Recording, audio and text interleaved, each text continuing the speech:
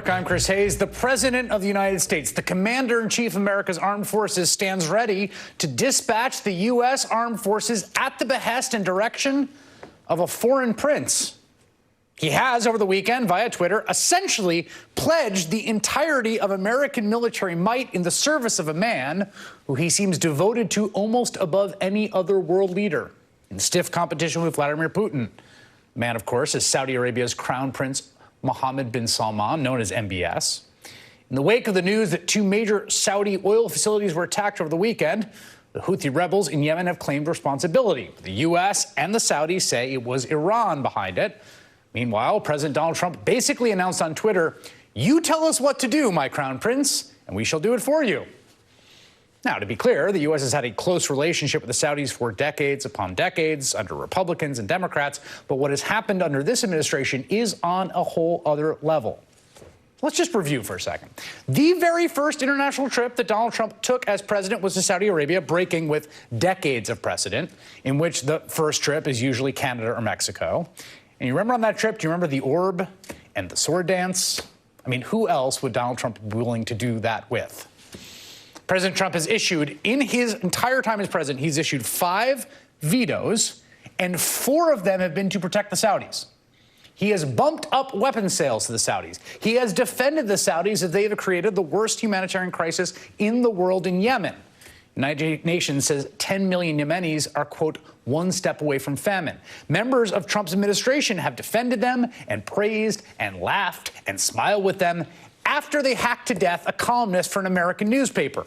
A murder the CIA says was personally ordered by the Crown Prince, Mohammed bin Salman. The two countries that Trump will bend over backwards for are Russia and Saudi Arabia. Why? Well, here's one obvious reason. Saudi Arabia, and I get along great with all of them. They buy apartments from me, they spend 40 million, 50 million. Am I supposed to dislike them? I like them very much. He told you, right there. Back when he was running for president, he told you what it's about. They give lots and lots of money to Donald Trump's businesses. There it is. You know, thanks to some great reporting, we also know little snapshots about how Saudis have helped Trump's bottom line since he became president, like when they rolled into town and spent enough money at the Trump International Hotel in Manhattan to boost the hotel's revenue for the entire quarter, or the time a Saudi-funded lobbyist paid for 500 rooms at Trump's D.C. hotel. But those are just little snippets we've caught here thanks to reporting and whistleblowers. We don't know much else. It would be helpful to have the president's tax returns, which have been requested by the House of Representatives under U.S. law, but are being blocked by the White House and being fought in court. Today, another avenue was opened, with the Manhattan District Attorney demanding Trump's tax returns for the last 8 years. But what else is there? What are the financial arrangements with Jared Kushner, who is so close to the Crown Prince that when Kushner visited Saudi Arabia after MBS had just locked up dozens of political rivals, quote, the two princes are said to have stayed up until nearly 4 a.m. several nights, swapping stories and planning strategy. Today, the United States, our country, finds itself at the point where the president is threatening war, threatening to put American lives, the lives of American service members, American blood, American treasure, on the line for the guy who hacked Jamal Khashoggi to death, for a regime that spends lots of money at his hotels. Joining me now, Ben Rhodes, former Deputy National Security Advisor under President Obama. He was also an advisor on the Iran deal that President Trump withdrew from last year. He is now an MSNBC political contributor. I guess let's start with just where we are right now over the weekend. Drone strikes on these, the Saudi oil refineries. The Houthis, the rebels in Yemen, who are fighting with the Saudis in Yemen, say it was them. The U.S. and Saudis saying it was Iran. What do you make of this situation? Well, Chris, first of all, we have to be very clear. We would not be at this point were it not for Trump's foreign policy, pulling out of the Iran deal, piling sanctions on the Iranians, giving a blank check to Mohammed bin Salman to wage his war in Yemen against the Houthis. It is logical that it would follow from that, and was predicted by many of us, that if he followed that course, the Iranians would escalate in kind. So whether it was the Houthis, or some people suggest this is a more sophisticated weapon that can only come from the Iranians, this is the logical endpoint of Trump's own escalation. And we have no interest in going to war on behalf of an attack on Saudi oil infrastructure. We have no interest in going to war on behalf of Mohammed bin Salman, who would like nothing more than the United States to do his bidding in taking out the Iranian regime. That has been what he has wanted since he became the Crown Prince of Saudi Arabia. So we see before our eyes the corruption of American foreign policy.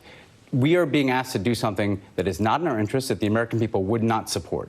Yeah, there's this, a while ago, there was an Onion article on John Bolton when those tankers were hit in the Gulf that said, an attack on two Saudi oil tankers is an attack on all Americans. But I feel like I'm losing my mind watching people talk about this. Obviously, like, you don't want this to escalate. You certainly don't want a hot conventional war between the Saudis and Iran, and there are steps that should be taken. But, like, what the heck is the U.S. interest in defending the Saudi government from drone attacks on their oil facilities? And, well, first of all, Chris, you have to think about this from the perspective of the Middle East. There has been a war that has been going on in Yemen. Yes, we just haven't seen it, and it hasn't been attacking the Saudis. Exactly. Right? So the way people need to think about this or watching this is not the first strike on the Saudi infrastructure in a new war.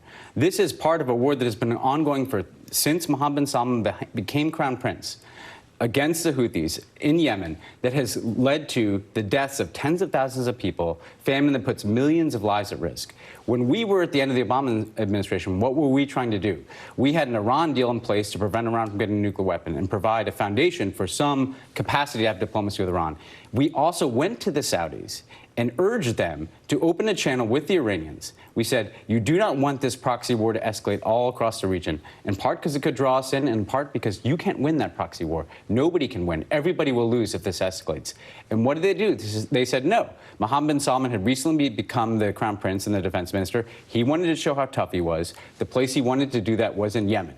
And here we are. This is the logical endpoint of Trump and Mohammed bin Salman's completely wrong-handed approach to the conflict with Iran. You know, the president today sort of came out and said a little bit of what his thinking is about why this, and he basically made the argument that essentially bin Salman keeps oil prices low for me. I can personally adjust the price of oil, ergo I owe him. This is what he said today in the White House. Take a listen. Saudi Arabia pays cash. They've helped us out from the standpoint of jobs and all of the other things. And they've actually helped us. I would call and I would say, listen, our oil prices, our gasoline's too high. You got to let more go. You know that. I would call the Crown Prince and I'd say, you got to help us out. You got to get some more. And all of a sudden the oil starts flowing and the gasoline prices are down. No other president can do that. What do you make? I mean, first of all, Chris, the instability that Trump is causing in this region by pulling out of the Iran deal is a factor in driving up oil prices, right? So let's be very clear. Donald Trump is part of the reason why your prices are going up, whatever Mohammed bin Salman is telling him. The other thing is, people talk about the Iranians and they're right. The Iranians destabilize and meddle in other countries. So do the Saudis. Right now, the Saudis are meddling in Yemen. They're meddling in Libya. They're meddling in Iraq. They are doing the same things that people complain about the Iranians doing, all of which could contribute to a rise in oil prices, a risk of conflict, destabilizing the region. What do we know? We also know that the Saudis spend enormous amounts of money at Trump hotel properties. We don't know. They own the 45th floor of Trump Tower. Well, what we also don't know, Chris, is what is happening in those conversations between Jared Kushner and the Saudi Crown Prince. What promises are being made about potential investments after the Trump presidency? So it seems to me that the corruption at the heart of the Trump presidency, the Trump foreign policy, can be seen in Saudi Arabia. And it doesn't get the same attention as the domestic issues that we're all concerned about because we're Americans. But we should care that we could end up in a war because we have a Saudi Crown Prince who is a murderer who killed and brutally chopped up a journalist for the Washington Post in another country who now wants us to do his bidding. He wants a return on his investment in Jared Kushner and Donald Trump. Saudi Arabia pays cash. That's what the president said in the White House today in justifying why he would maybe go to war on behalf of the Saudis. Ben Rhodes, thank you very much. Thanks, Chris. Join me now for more. Rula Jibril, journalist, foreign policy analyst who specializes in Middle Eastern affairs and has been reporting on the Saudis and the conflict in the region. I think there's real fear about this getting very out of hand. What do you think the meaning of this sort of latest 72 hours is? The meaning is very clear. The Saudis want to fight the Iranians to the last American. And right. America's foreign policy, since Donald Trump was elected, is about how much cash I can get. So he's selling America's foreign policy exactly like he's selling oil crude and he's selling apartments. It's the same thing. It's the same kind of transaction for him. Except if you're dealing with murderous thugs like MBS and others, these people are... Mohammed bin Salman's rule has been an unmitigated disaster. Think of this. 4 years ago, he became defense minister.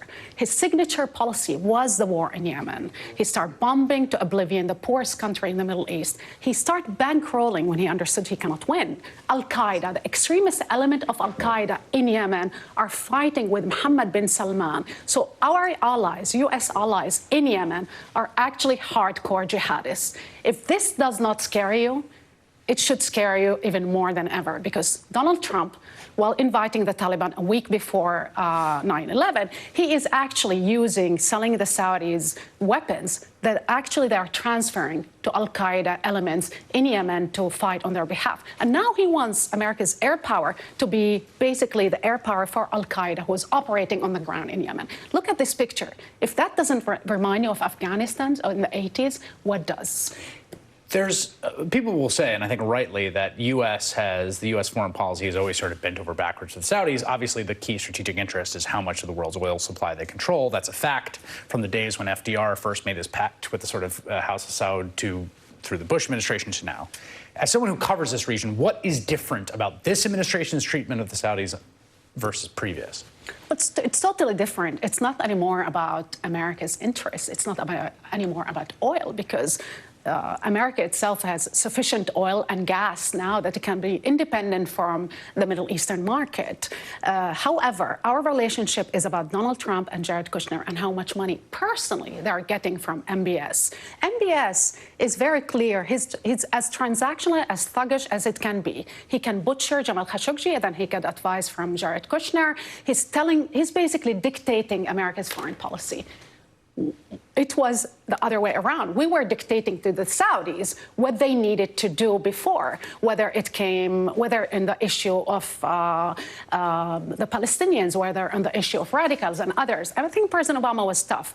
And when they start, something happened in the Middle East where the idea of regime change, it started being exported to the other way around, to the rest of the world. So they exported a regime change, the Saudi, to the American system. So now what we are seeing, a sitting president in the White House who is beholden to a Saudi crown prince. It was the other way around. They were our client states. Right. Now, the United States of America is a client to the Middle East. We are doing what they want. We're doing what the dictator who murder journalists, activists who torture people, who basically send 15 goons to butcher and dismember a journalist, but also, hang from ceilings women rights activists while pretending to be a reformist. We're beholden to that kind of guy. If this guy that is so unstable, there's rumors around the Middle East that he wants to have an open war with Iran. Whatever it takes. That kind of open war will destabilize the world, not only the Middle East. It's worse. Iraq war will look like a walk in the park. Rula Jibril, who's been reporting on this and who's reporting on it falling, thank you very much. Thank you. Thank you, Chris.